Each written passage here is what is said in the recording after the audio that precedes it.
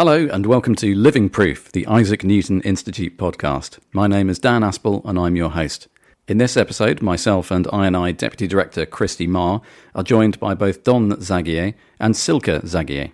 Don is a widely respected number theorist and currently one of the directors of the Max Planck Institute for Mathematics in Bonn, whilst Silke is an experienced administrator and historian of mathematics. We'll be discussing these topics and many more. We hope you enjoy the episode.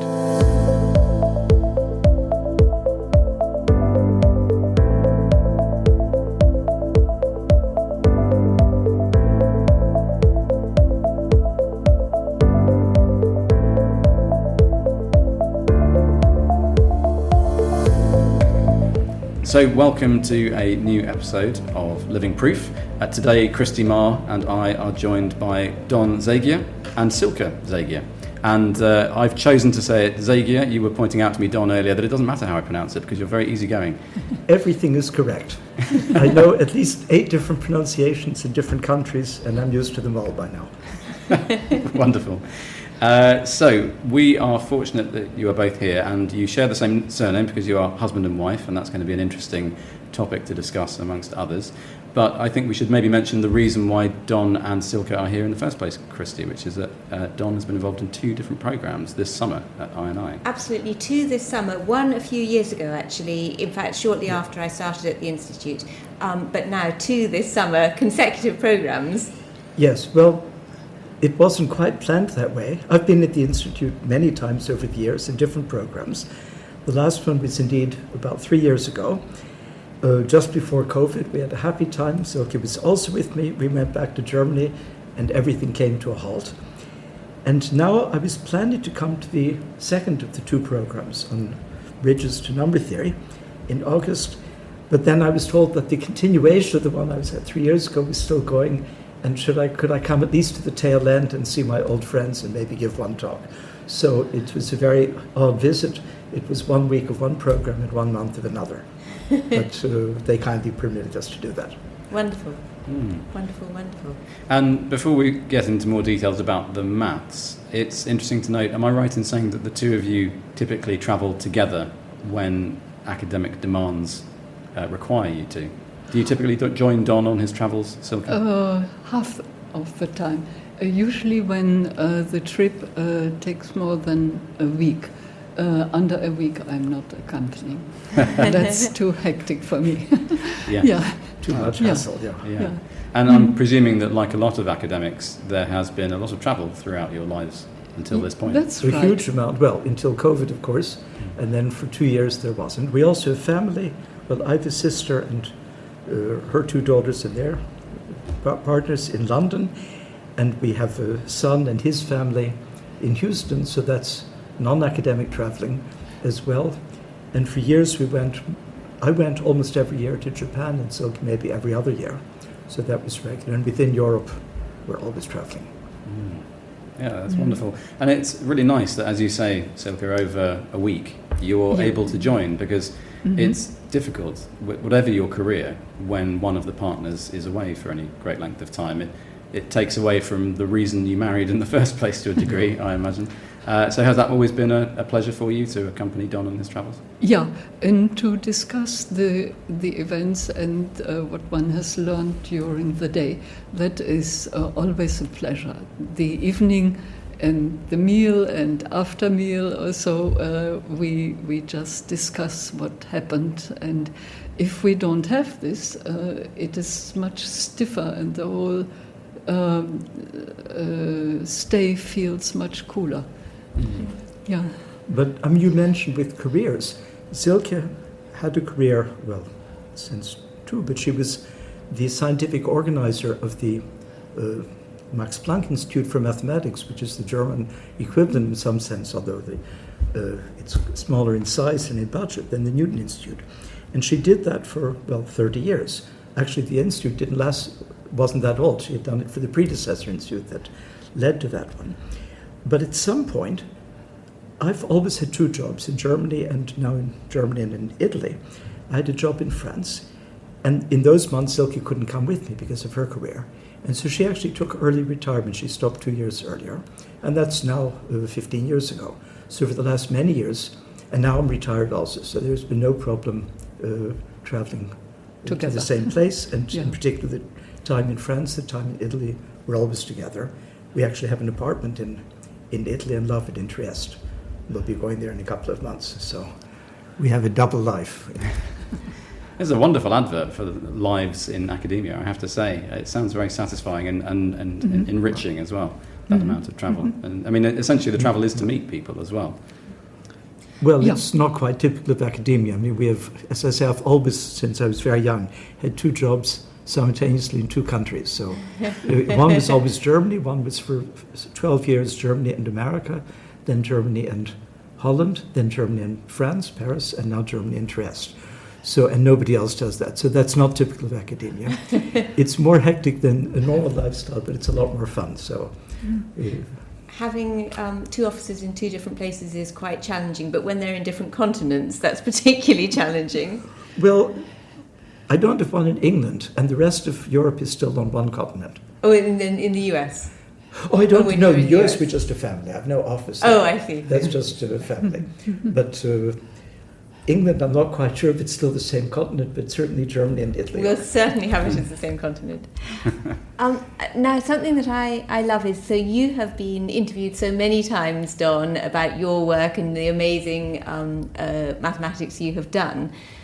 But far less often, people would talk to you, Silke, about what you've done. And I thought this was a wonderful opportunity because we often have academics visiting the Institute whose partners are also engaged in academia, in research or affiliated things.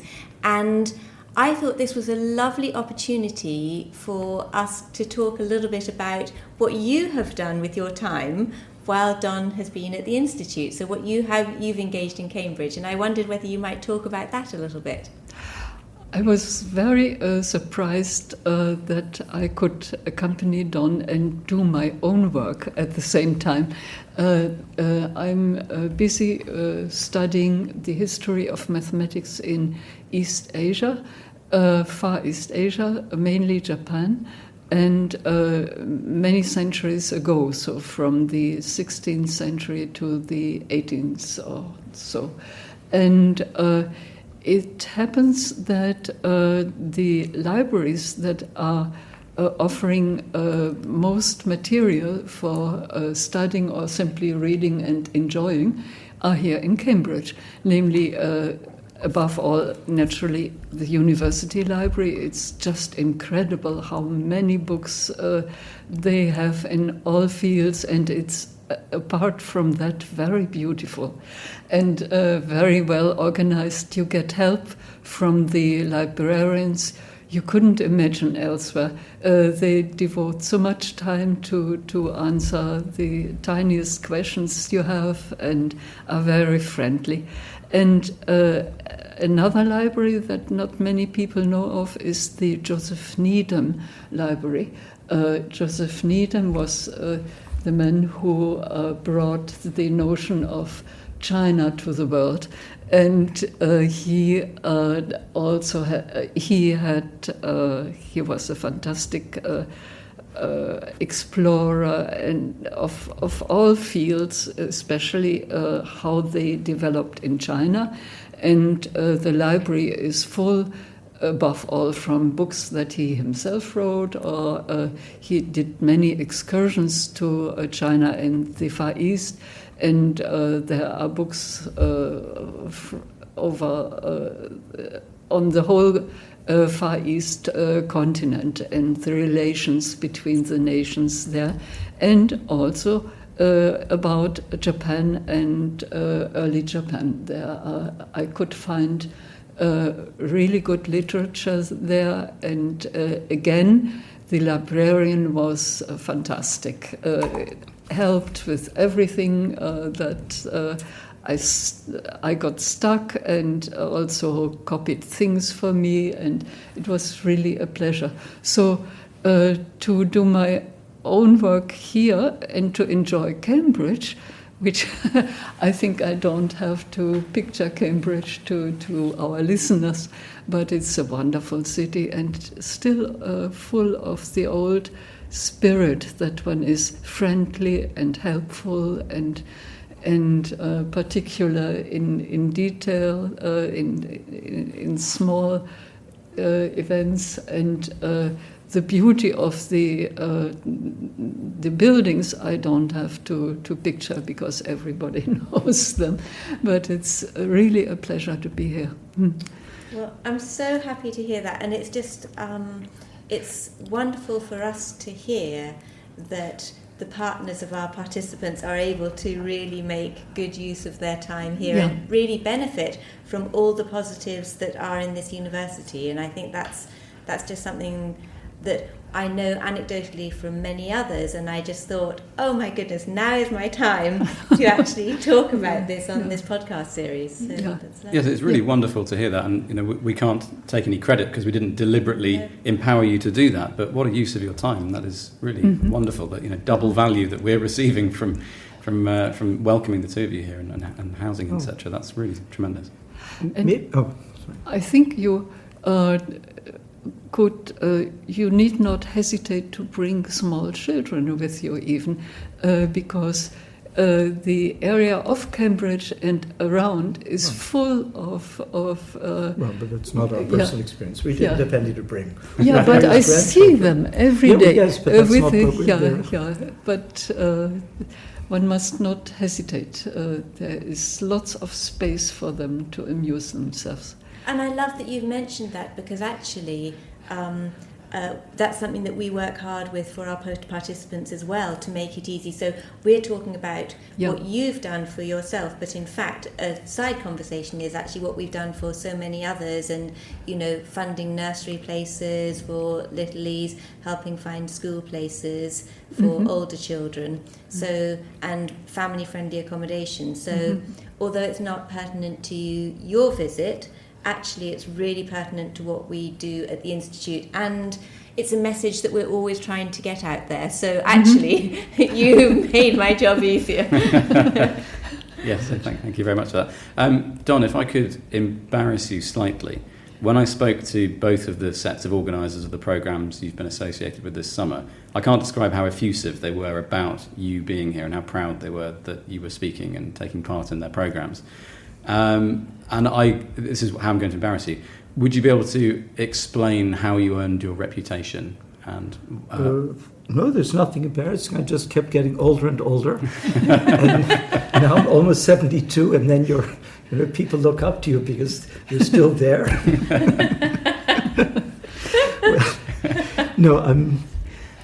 I have a bit of a reputation. I'm a very enthusiastic speaker. In fact, what I'm not an enthusiastic is a non-speaker, so I tend to talk and talk and talk, and people wish I would stop. But I am, nobody can fault me for enthusiasm, whether I'm giving a lecture, talking to people about mathematics or about anything. I'm so excited to be in the world I'm in, and mathematics is, as you of course know from everyone you, or directly, is such an exciting and beautiful field to be in, that for me it's very easy to remain enthusiastic. Now, as I said, I'm retired for the last 2 years, which means I work twice as hard as before, because now everybody feels they can be free to ask me. I get letters 3 times a week from an engineer in Italy. Well, I have a calculation. I don't know how they even know I exist. And can you help me with it? You probably know how this is done. So I wish I were a little less well known, or that the internet didn't make one so visible, because but I've also, on my own field, I don't really have a field. I'm technically a number theorist. My specialty is a special kind of functions called modular forms. But my motto is modular forms are everywhere. There was actually a conference for my birthday 5 years ago with that name, because I'd said it so often. And modular forms come up in connection with theoretical physics, from general relativity, string theory, black holes, to combinatorial questions, to topology, knot invariance, to almost every field. And that's one reason I've been involved in many different activities, including this year, because although I have my own field, it links with many, many other fields. So that's... Yes, and I get the sense that perhaps a lot of other people's work has begun where yours left off, so to speak. people have drawn inspiration from what you've... Well, I certainly hope so, and that's what every mathematician hopes, that the papers they write, first of all, that at least somebody will read them, which is not necessarily the case for each paper. I think there are more papers than readers by now. But that all of the open questions, that because any paper raises more questions than it answers.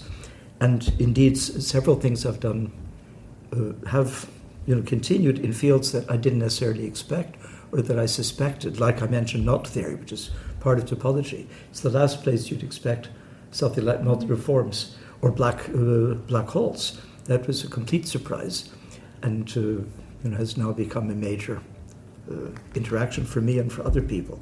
So these things that came out of very, very elementary questions of number theory originally and developed into a sophisticated theory within number theory suddenly turned out to be connected with, well, especially the fields I mentioned, but also pure algebra, representation theory, physics, topology, and so on. And That's wonderful to hear.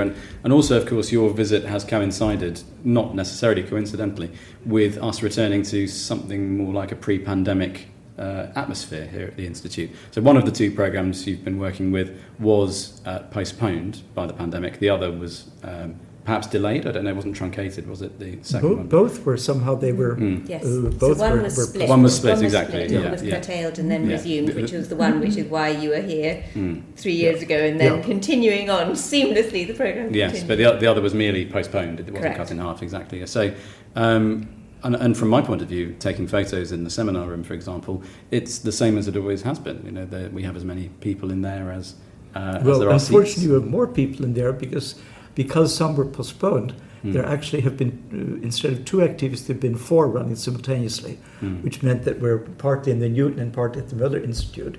And that's, of course, not ideal because you don't see, it's not as intimate and you don't have your own office. So it's been slightly less. I've actually worked a lot in my apartment, whereas normally I always came in every day and worked in my office at the Newton Institute. But now there is no office in Miller. It's kind of, there are general areas, but if you want to be alone, you can't. So that, once the pandemic after effects have worn off, will presumably go back to the old rhythm. But one shouldn't try to, in the future, to say, oh, well, we discovered we can have 4 activities at the same time, let's continue. It's not as good. In fact, what we're trying to do at the moment is raise money to extend the building so that we can have exactly that, so we can have more people collectively in this space. But who would have an office, also a place to work. Obviously, because with that's the extension that's of the the really building important thing, is yeah. the rule.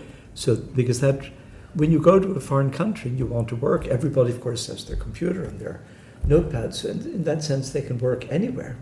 But you want to sit somewhere in peace and quiet where you can shut the door, don't hear other people talk, maybe have a colleague and talk to them, which you can't do in a public place because it bothers people. So that's, but still, I mean, I'm very, very happy with my visit. And for Silke, that wasn't a problem because her research was anyway not directed with the people here, so she was less... Yes, yes, go on, Christy. I was just wondering, what has the highlight of your visit been for you? What, mathematically or Either. friendly? Oh, you should have warned me about that so I could think of a good answer. So yes, of course, you can split that into 2. Well, I mean, kind of social I or have to say mathematical, that on this visit, quite apart from the question of the offices, which I actually hadn't known, my main object, maybe I shouldn't say this aloud, was not to be at the activity at the Newton Institute, but to be here and work with various of the people who are here. So in particular, I mentioned a connection with black holes and mathematical physics. 2 of the people who are here for the current activity, which is called Connections, Bridges Between Number Theory and Physics. 2 of them, both women, both mathematical physicists, and both very close friends, are Kathleen Wendland and Anna Tarmina, who are also very much connected with the Institute. Kathleen is an organizer. And have been working for years on a joint project, but we're all in different places. And so it was, we've worked a lot here, and that was absolutely wonderful, and we indeed made a lot of progress. So that's really why one wants to be here, is to work on projects and not just give lectures and hear lectures. Absolutely, that's what it's all about. So the high point was certainly the work with them. Also, the Newton Institute does something that I don't know if they always did it and I didn't know, or if they never did it and it's new, but I got an email a couple of months ago that one is not only permitted but encouraged to go to other universities within England, give a talk. It seems to be compulsory to give a talk. You can't just, there has to be a record that you gave a talk. Yes. And so I wanted very much to visit the University of Loughborough, which is very well known for its sports, not so much for mathematics, but there are two, well, actually one is now left, he's not there now, but there are two that he was visiting. There are two mathematicians currently there that I'm working with. And so I absolutely wanted to go and work for 3 or 4 days on a joint paper, and that was my other objective in coming to England. And I was sort of worried that that wouldn't be permitted, it would be frowned on, or I would have to sneak out the back door. But it turned out that it was quite the opposite. The only thing is, as I said, you have to give a talk. So I asked them, would you like me to give a talk? And they very politely said, oh, there's no necessity, you don't have to, there aren't so many people around now, it's the summer vacation. I said, no, I really want to, otherwise I'm not allowed to come. So they said, no, there'll be at least 3 people, and actually there were 12, it was fine. It was a perfectly well-attended talk, but that was a little amusing that for the first time I was asking, could I please give a talk? That's our Talks Elsewhere scheme, and it's really important because we're a national institution. It's really important that not only do we attract wonderful talent to the Institute and to Cambridge, but that actually that we spread that talent across the UK, and that's a really powerful mechanism that we have for doing that. And people, exactly like you've done, have said, oh, but I really want to go to such and such a place, and so I will take advantage of this to go and work with colleagues, and it's just... In fact, we've been planning also to visit Oxford for 2 reasons. One is a colleague of Silke's on her Japanese project, one is a colleague of mine. But in the end, the Japanese colleague has just moved to Japan. We saw her for 1 day in London by chance, but not here. And the colleague from Oxford was on vacation and came here anyway to give a talk. So we didn't go to Oxford. So maybe next time. Yeah, how old is that program? Is it fairly new? So I hadn't remembered that from previous visits. I think that it's been going for about a decade, but I think it wasn't publicised so much before. Well, this time I got a clear email well before I came telling me about it, and that was very helpful. So it's a wonderful So I think that idea. it really has been there for a while, but maybe it wasn't communicated as enough, but now we're really trying to celebrate it. So I'm really pleased that the message got through and that you acted on it. Yes, it's a really important thing. We spread it, in fact, through the correspondence network. We have representatives in each of the other universities in the UK, and we very much encourage them to tell their departments if there's anyone at the Newton Institute you would like to invite to talk at your department, please do. And so there are 2 ways, actually. So what you have done is you have thought this isn't... that Loughborough is a place that you want to go to, and you've been proactive in going and doing that. But actually another way we work the scheme is that people think, oh, I'm coming to the UK, I don't know where I might go, let's go and see. And they input into the database the talks that they might be interested in giving, on what topics they might be, and the dates that they're available. And as Dan says, seminar organisers across the UK can then look and go, oh, well, that sounds like a great talk. And then they write to the individual and say, would you come and speak? But only if the person suggests interest. So you don't, or do you give a complete list of all the people who are in activity? So that is where people, so there's this Talks Elsewhere part of our database where you could have entered and say, no, but these I say, are the but only, talk no, but titles. that was my question. Only if I entered something. So you don't send to other universities a list of all participants in case there's somebody It's they're interested. only if you've entered that you're willing to Well, engage then in that scheme. I should have done that perhaps, but I didn't. But I had enough side visits already. So Next time, Yeah, maybe. next time. Yeah, absolutely. But with that in mind, you have an exciting schedule of travel, it seems, generally. To interest the listeners, you arrived to record this conversation with your bags, which are sitting just outside the door. So you've left your accommodation here at the Newton We've Institute. left. We're going to London tonight and then back to Germany tomorrow with the Eurostar. We're travelling by train because we have so much luggage, so many books that we brought, that no train would let us board. So That's wonderful. No plane. Yes, The bookstores here are also fantastic. Yeah. Yes. Actually, the bookstores Yeah. are so fantastic that normally we have 5 packages full of books, but we also brought 2 big packages of books here, and they very kindly said they could send them back for us, because otherwise we would arrive with broken backs, I think. So we sent another 10 kilograms of books by post. Oh, this reminds me of conversations I've had with my parents-in-law, who recently retired academics as well. It's a lot of books to store in your home and a lot to travel around with. That's wonderful to hear. Well, I think, unless you have any closing questions, Christy, I think I was hoping you would ask Silke more. Maybe she said only about her activities visiting the Institute, but maybe I will say a few words about what she's done in history, because it's unusual. You might do that. Or you can say, but she's overly modest, I'm underly modest, so it's a good combination. So Silke said she's been studying, or she's interested in the history of mathematics, especially in the 17th and 16th century, which she didn't say she's been working on this for 15 years since she retired. She also didn't say that she's a mathematician by training, which is wonderful. When we first met, she was a PhD student, and then eventually decided not to go on in research and went into scientific administration. But our first paper in a perfectly reputable journal was a math paper, a 40-page paper, many years ago. We have one more joint paper on history of mathematics, where she describes the research she did over several years in the Dutch archives in The Hague, because maybe you don't know, or certainly people might hear this, for 250 years Japan closed itself off to the outside completely, with only one exception. The Dutch were allowed to send one ship every year because they wanted some trade and some information. And the diaries that the Dutch captains wrote, big, 4 pages a day for 250 years, are all in The Hague in handwriting in Dutch, which Silke reads easily. Well, the handwriting not so easily. And she studied that for years, translated from French into English, a published book, not her own book, on that period. And now is doing her own research on the late. So that book was on the Edo period when they were cut off. And she now is working on the previous century. But she discovered, and to our surprise, we actually found it referred to in Wikipedia, she discovered in her research that the belief that historians had until a few years ago, that what the Japanese did in that time in mathematics, which was quite amazing. They discovered several, not just general things, but very specific high-level things that were discovered at just that time in the West. So Bernoulli numbers was one, determinants, power series developments of simple functions. Those were maybe the 3 most striking.